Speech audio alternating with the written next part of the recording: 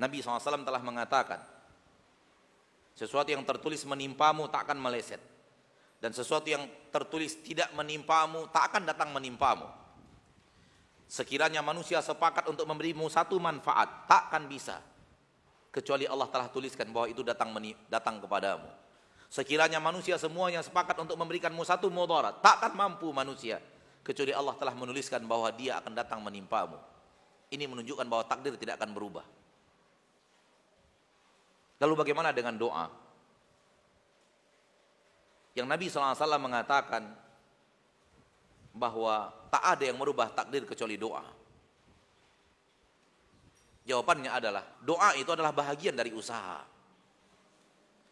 Sebagaimana seorang yang sekarang ini hidupnya miskin, lalu dia berusaha, berikhtiar, berdagang, berkebun, bercocok tanam, mencari investor, akhirnya dia jadi orang kaya, disebabkan Allah telah menuliskannya dan ikhtiar dia adalah berusaha. Hal yang sama dengan doa. Hal yang sama dengan doa. Dia meminta kepada Allah, ya Allah, ya Allah, arahkan anakku pada ketaatan, berikan kepadanya hidayah ya Allah. Lembutkan hati anakku untuk menerima kebenaran, lembutkan hatinya untuk meninggalkan maksiat ya Allah, kata ibunya. Dan doanya itu diterima oleh Allah. Lalu kemudian Allah melakukan perubahan pada perilaku sang anak. Ambil kisah Nabi Sulaiman, ambil kisah Nabi Zakaria. Nabi Zakaria memiliki seorang istri yang sudah tua. Dan istri Nabi Zakaria yang sudah tua ini pun istri yang mandul. Wanita dalam usia subur, usia 17 tahun, 18 tahun, 19 tahun, 20 tahun, 21, itu usia-usia suburnya wanita kan? Kalau dia mandul tak akan hamil, karena mandul.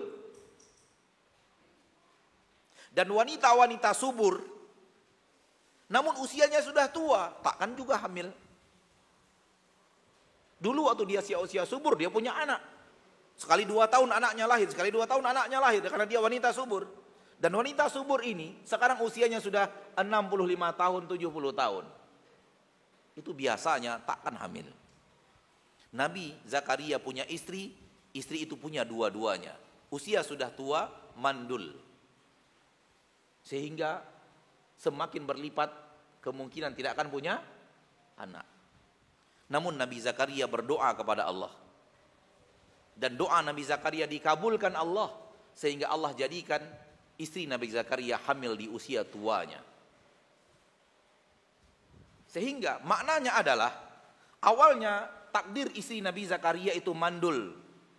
Sampai detik di mana Nabi Zakaria berdoa dan doanya dikabulkan oleh Allah, Allah jadikan tidak mandul lagi. Namun semuanya tercatat dalam Lauhul Mahfuz. Tidak hamil, mandulnya dan tuanya istri Nabi Zakaria, dan dalam seumur itu dia adalah wanita yang mandul, tercatat di Lauhul Mahfuz.